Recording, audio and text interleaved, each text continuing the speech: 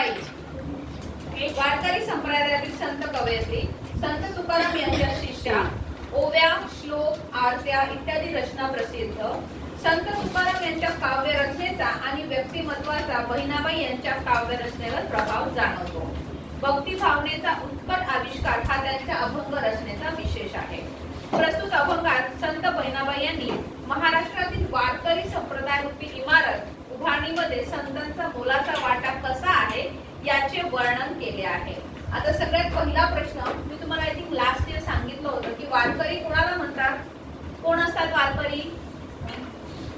वारकरी जे महाराष्ट्रीयन आहेत, जे मराठी लोक आहेत, जे काय करतात तर विठोबाची जी पायी पायी मतलब पगे पगे जी यात्रा करायचे અહીંયા ती पंढरपूर સુધી, बरोबर, आणि ते बरोबर आषाढी एकादशीच्या दिवशी तिथे पंढरपूरला पोहोचतात. मतलब त्यांची यात्रा जे इथून सुरू होते, ती कुठे पण असतील तिथून त्यांनी ती पायी यात्रा सुरू करतात आणि पंढरपूरला आषाढी एकादशी मतलब आषाढ महिनाમાં જે મોટી 11 આવે ઈ દિવસે પગે પગે यात्रा કરીને ઈ લોક पंढरपूर પહોંચે છે.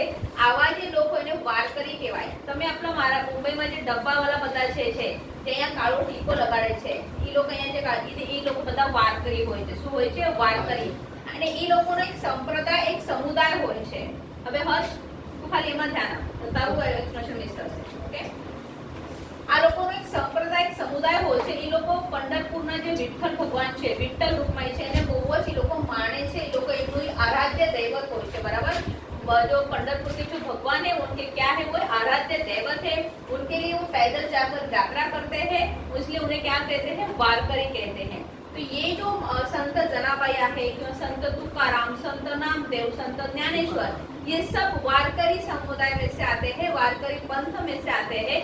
क्योंकि ये लोग विठुबाई जो विठ्ठल रुक्माई है, क्या जो विठोबा भगवान है उनको ये बहुत मानते हैं. ये हुआ पहला पॉइंट. दूसरा जो प्रश्न है कि अभंग किसे कहते हैं, कौन बताएगा अभंग किसे कहते हैं? मैंने लास्ट में भी एक्सप्लेन किया था, बताया तुम लोगों को. ये जो दो दो लाइंस के होते हैं, जो छोटे छोटे मतलब जो कवि है जो 2 लाइन में सिर्फ अपनी जो रचना है लिखते हैं, उसे अभंग कहते हैं. क्या कहते हैं उसे? अभंग. त्याला काय म्हणतात? अभंग. હવે अभंग जो मतलब उसकी विशेषता या वैशिष्ट्य काय असतं, तो ये जो संत कवि है उनको जो भी हमें कहना है या जो भी समझाना है या जो भी मार्गदर्शन करना है वो उसके एक लाइन में होता है, और वो लाइन को और ज्यादा एक्सप्लेन करने के लिए या समझाने के लिए दूसरी लाइन में उन्होंने कोई एग्जाम्पल यूज किया होता है. ये ऐसे होते हैं अभंग जो 2 लाइन में लिखे होते हैं. आलं लक्षात? मग या ज्या संत जनाबाई आहेत त्यांनी ह्या कवितेत या संतवाणीत कशाचं महत्त्व सांगितलं आहे तर त्यांची जी वारकरी संप्रदाय रूपी इमारत, इमारत मतलब बिल्डिंग, मतलब किस प्रकार से उन्होंने वारकरी संप्रदाय जो धर्म है उनका उसका प्रचार किस प्रकार से किया. अभी इमारत मतलब सच में बिल्डिंग बांधने को गए कि वो ईंट पत्थर उठा के नहीं, तो उनको ये बताना है कि किस प्रकार से हमने हमारा जो वारकरी संप्रदाय जो धर्म है उसका प्रचार हमने किस प्रकार से किया. तो उस प्रचार में जैसे बिल्डिंग जब हम बनाते हैं उसका जो बेस होता है वो मतलब, तो यहाँ पे जो संप्रदाय मतलब ये इसका जो प्रचार कर रहे हैं तो उसका बेस कौन है, किसने उसका बेस पक्का किया, फिर किसने उस पे पिलर्स खड़े किए, मतलब कौन कौन से संत कवि ने उसमें योगदान दिया ये जो धर्म है उसका ज्यादा से ज्यादा प्रचार करने में. फिर किसने ऊपर उस पे मतलब स्लैब डाला या कलश लगाया, फिर उसमें आखिर में किसने, तुम लोगों ने देखा होगा कोई भी मंदिर जब हम यहाँ पे हिंदू लोगों का होता है उसमें एक ध्वज फड़कता रहता है, तो ऑरेंज कलर में अपने, तो वो जो है वो लास्ट में जो ध्वजा है वो किसने फड़का है. इस प्रकार से ये पूरा जो मंदिर है या ये जो धर्म का पूरी जो इमारत है उस बनाने में मतलब धर्म का प्रचार करने में कौन कौन से संतों ने किस प्रकार से अपना योगदान दिया, ये यहाँ पे इस अभंग में, इस संतवाणी में संत जनाबाई ने यहाँ पे कहा है. आलं लक्षात? आता मी अभंग वाचते आणि तुम्हाला देते. यहाँ तक सबको समझ में आया? समजलं मागे? मोहित समझ में आया? संत कृपा झाली, इमारत फळाली. फळाली मतलब फळाने मतलब पूर्ण होणे, कंप्लीट होणे. आणि संत जनाबाई म्हणतात ते की म्हणजे संत या वारकरी संप्रदाय रूपी इमारत उभारण्यासाठी म्हणजे वारकरी संप्रदाय रूपी धर्माचा प्रचार करण्यासाठी कोणकोणत्या संतांनी कशा प्रकारे योगदान केले हे सांगताना संत जनाबाई काय म्हणतात ते की संत कृपा झाली आणि इमारत फळाली. मतलब संतों की कृपा हो गई और ये क्या हो गई, ये जो हमारी जो इमारत वारकरी रूपी जो धर्म है वो क्या हो गया, उसका ज्यादा से ज्यादा प्रचार हो गया, वो बड़ा बन गया। यहाँ पे उसे इस प्रकार से लेना है की संत कृपा झाली इमारत फळाली, मतलब संतांची कृपा झाली आणि ही जी वारकरी संप्रदाय रूपी इमारत आहे ती पूर्ण झाली। फर्स्ट 2 लाइन्स क्लियर, कुछ भी नहीं, एकदम सिंपल है, इजी है। तुम्हें जैसे मैं बोल रही हूँ वैसे ही तुम्हें वहां पे लिखना है।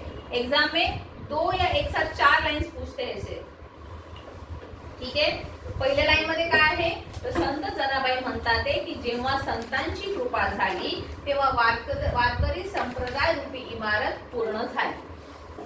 आलं लक्षात, आलं लक्षात इकडे, जाऊ पुढे, समझ में आया, जाऊ आगे।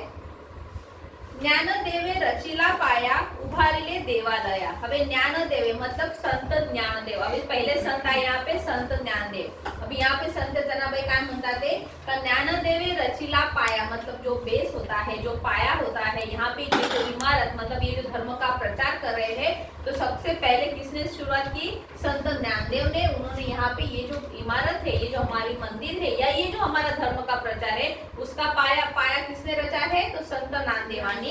आणि उभारले देवालय, और ये यहाँ पे उन्होंने अच्छे से यहाँ पे उसका पाया रचा है आणि मग काय झालं आहे, तर हे मंदिर उभं केलं आहे। आता पहिले संत आले आहेत संत ज्ञानदेव। संत जनाबाई म्हणतात की संत ज्ञानदेवांनी या वारकरी संप्रदाय रूपी मंदिराचा पाया रचला आहे आणि त्याच्यावर हे देवालय मतलब मंदिर उभे केले आहे। Second clear. फर्स्ट संत कृपा झाली इमारत फळाली, संत जनाबाई म्हणतात की जेव्हा संतांची कृपा झाली वारकरी संप्रदाय रूपी इमारत पूर्ण झाली। नंबर 2 ज्ञानदेवे रचिला पाया उभारिले देवालया, संत जनाबाई म्हणतात की संत ज्ञानदेवांनी या वारकरी संप्रदाय रूपी मंदिराचा पाया रचला आणि त्याच्यावर हे देवालय म्हणजेच मंदिर उभे केले। दोनों क्लियर हो गए, जाऊ पुढे।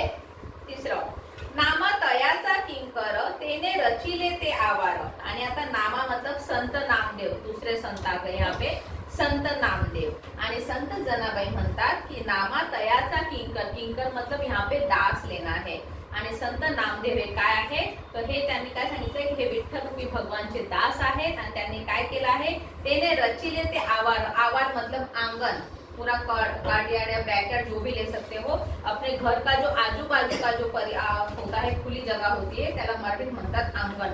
तर संत नामदेवांनी काय योगदान दिलं, तर संत नामदेवांनी दास बनून ह्या धर्माचा प्रचार केला। आंगन मतलब जो आवार है, मतलब उन्होंने जितना ज्यादा हो सके उसको क्या किया है, या धर्माला स्प्रेड केला आहे, त्यांनी त्याचा प्रचार केला आहे। दुसरे संत झाले संत नामदेव। आलं लक्षात, पहिलं फिर से स्टार्टिंग से, संत कृपा झाली इमारत फळाली, संत जनाबाई म्हणतात की जेव्हा संतांची कृपा झाली ती वारकरी संप्रदाय रूपी इमारत पूर्ण झाली। ज्ञानदेवे रचिला पाया उभारिले देवालया, आणि जेव्हा संत जनाबाई म्हणतात की संत ज्ञानेश्वरांनी या वारकरी संप्रदाय रूपी मंदिराचा पाया रचला आणि हे मंदिर उभे केले। नामा तयाचा किंकर तेने रचिले ते आवर, रचिले मतलब बांधणे, बिल्ड, आणि संत जनाबाई म्हणतात की संत नामदेवांनी दास बनून काय केलं आहे, तर वारकरी संप्रदाय रूपी धर्माचा प्रचार केला आहे आणि त्यांनी या मंदिराचं काय केलं आहे, तर आवार त्यांनी बांधलं आहे, अंगण त्यांनी बांधलं आहे। आलं लक्षात, मतलब दास सेवक। जाऊ पुढे। जनार्दन एकनाथ खांब दिधला भागवत, आणि इथे पुढे काय म्हणतात ते अभी कोणते आहे संत, जनार्दन एकनाथ। एकनाथ संत आहेत आणि त्यांचे गुरु आहेत जनार्दन, मतलब जनार्दन स्वामींचे जे शिष्य आहेत संत एकनाथ, त्यांनी काय केलं आहे, तर त्यांनी खांब दिधला भागवत मतलब त्यांनी या वारकरी संप्रदाय रूपी मंदिराचा भागवत रूपी खांब, खांब मतलब पिलर्स, तर त्यांनी काय केलं आहे, तर पिलर्स त्यांनी इथे उभे केले आहेत।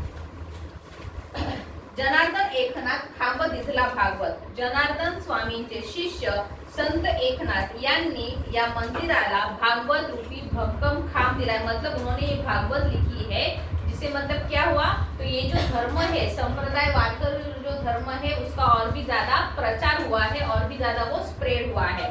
अभी चौथा क्या है, जनार्दन एकनाथ खांब दिधला भागवत मतलब जनार्दन स्वामींचे शिष्य संत एकनाथ यांनी या मंदिराला भागवत रूपी भक्कम खांब मतलब पिलर्स दिले आहे आणि या मंदिराचा जो डोलारा है मतलब पूरा मंदिर उन्होंने क्या किया है वो पिलर्स पे खड़ा किया है, उन्होंने पूरा उसका वजन उस पर अपने ऊपर ले लिया है। मतलब उन्होंने और ज्यादा संत एकनाथांनी काय केला आहे तर या धर्माचा खूप प्रचार केला आहे। आलं लक्षात? जाऊ पुढे। समजतं इकडे गर्ल्स? क्लिअर? ईशा समजायचे? जाऊ આગળ। तुका झालासे कळस भजन करा सावकाश। पहिले संत झाले आहेत संत ज्ञानदेव, दुसरे आहेत संत नामदेव, तिसरे झाले संत एकनाथ, आता आले संत तुकाराम। तुका झालासे कळस मतलब संत तुकारामांनी या देवाचा काय झाला है तो कलश चढ़ाया। कलश मतलब जो ऊपर का एकदम पोर्शन होता है ना, जो हम अगर मंदिर देखते तो ट्रायंगल में ऊपर एकदम ऐसा लगा होता है, उसको क्या बोलते हैं? मंदिराचा कलश। मतलब एकदम टॉप पे जो होता है मंदिर का जो पोर्शन होता है उसको मराठी में कलश बोलते हैं। तो संत तुकारामांनी काय केला है तो ते मंदिराचा कलश झाला। मतलब उन्होंने ये जो वारकरी संप्रदाय रूपी धर्म है उसको और ज्यादा मतलब और ज्यादा आगे तक उन्होंने क्या किया है उसका प्रचार किया है। ये मंदिर उन्होंने क्या किया, त्यांनी ह्या मंदिराला या इमारतीवर त्यांनी कळस चढवला आहे। भजन करा सावकाश आणि काय करायचं आहे तर म्हणूनच तुम्ही काय करा तर विठ्ठल भगवानचं भजन तुम्ही सावकाश करा, हळूहळू करा असे ते कवयित्री म्हणतात आहे। पुन्हा एकदा सांगते, संत जनाबाई म्हणतात की संत तुकारामांनी वारकरी संप्रदाय रूपी मंदिराला कळस चढवला आहे आणि म्हणून तुम्ही या मंदिरात विठ्ठलाचे भजन कसे करा तर सावकाश करा। लक्षात आलं? फिर से पहले से स्टार्ट करती हूँ। संत कृपा झाली इमारत फळ आली। संत जनाबाई म्हणतात की संतांची कृपा झाली आणि ही इमारत वारकरी संप्रदाय रूपी इमारत पूर्ण झाली आहे। ज्ञानदेवे रचिला पाया उभारले देवालया आणि संत जनाबाई म्हणतात की संत ज्ञानेश्वरांनी या मंदिराचा पाया रचला आहे आणि त्यावर वारकरी संप्रदायाचे मंदिर उभे केले आहे। आलं लक्षात? नामा तयाचा किंकर तेने रचिले ते आवार आणि संत नामदेव यांनी काय झाला है या भिंतीचे। अब यहाँ पे किंकर मतलब तुम लोग दास भी लिख सकते हो। चिल्ड्रंस एकेडमी में कहा गया कि दास मोस्टली किंकर मतलब क्या होता है, दगड़ या पत्थर होता है। यहाँ पे जो दीवार बनाई गई है तो संत नामदेव क्या बने हैं तो उन्होंने मतलब भरभक्कम पत्थर जैसे उन्होंने यहाँ पे उसको बहुत सपोर्ट किया है। लेकिन अभी देखना है कि जो तुम्हारे चिल्ड्रंस एकेडमी की जो नोट्स आएगी है जो मतलब भावात आएगा उसमें ऐसा दिया है कि संत नामदेव दास बनकर उन्हें दोनों भी चलेगा जो टीचर अप्रूव करती है। तो अभी हम यहाँ पे दास ऐसे जाते हैं आगे। संत नामदेवांनी दास बनून काय केला आहे तर त्यांनी या मंदिराचा गाभारा आवार मतलब गाभारा अंगण वहां पे गाभारा रचला आहे। जनार्दन एकनाथ खांब दिधला भागवत आणि जनार्दन स्वामींचे शिष्य संत एकनाथ यांनी भागवत रूपी खांब या मंदिराला दिले आहे आणि या मंदिराचा डोलारा मतलब हे मंदिर त्यांनी काय केलं आहे तर पूर्ण पेलेलं आहे, उचललं आहे।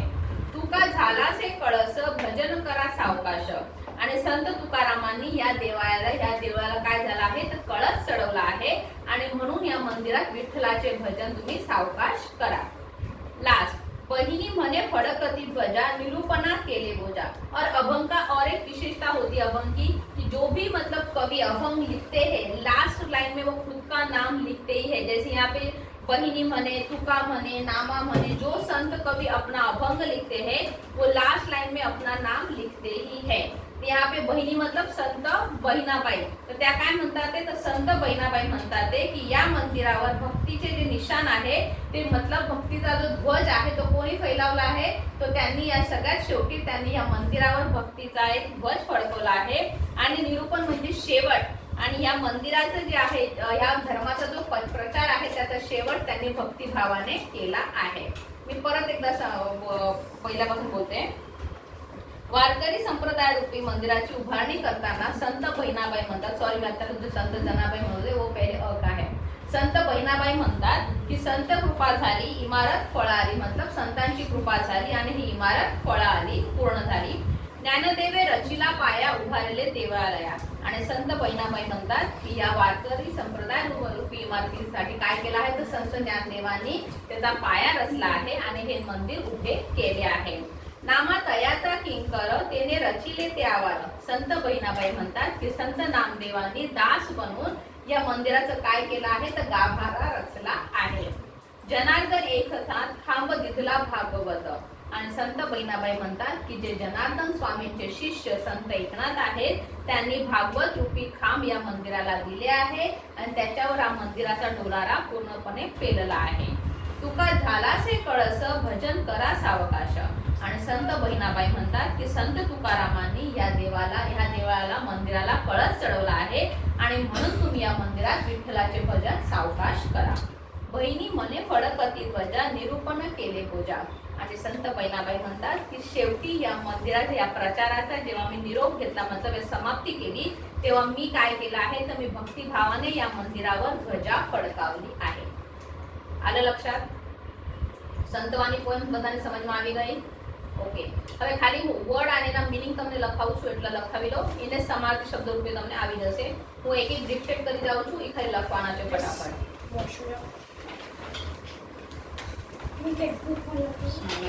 હા નહીં, નોટબુકમાં લખી લો. ફર્સ્ટ લખો વર્ડ.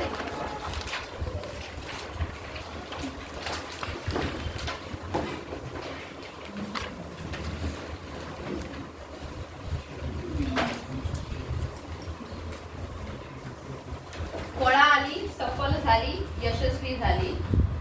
हा वाक्प्रचार पण आहे ना, फळाने यशस्वी होणे.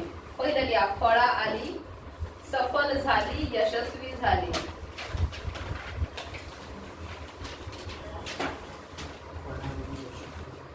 सफल झाली, यशस्वी झाली. नंबर 2, उभारिले, उभे केले. उभारिले, उभे केले.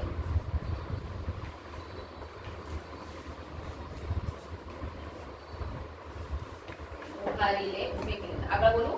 नंबर 3, देवालय, मंदिर. देवालय. તમને એમ પૂછે છે કે या अर्थाचे कवितेत आलेले शब्द तर तुम लोगों को मंदिर या देऊळ दिला आहे, तुम्हाला देवालय लिहायचं आहे त्याचं उत्तर. मी सेकंड नुसतं होतो मिनिंग उभारले, उभे केले. थर्ड आहे देवालय, मंदिर किंवा देऊळ. पुढे लिहा आवाज, आवाज. गाभारा, आवार, गाभारा.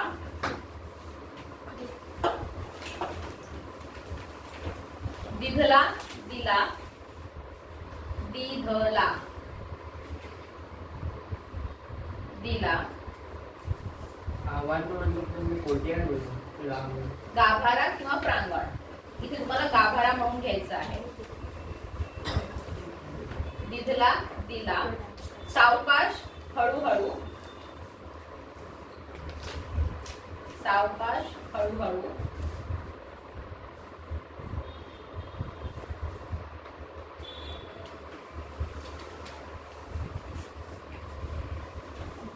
ध्वजा, ध्वजा. निशान किंवा पताका.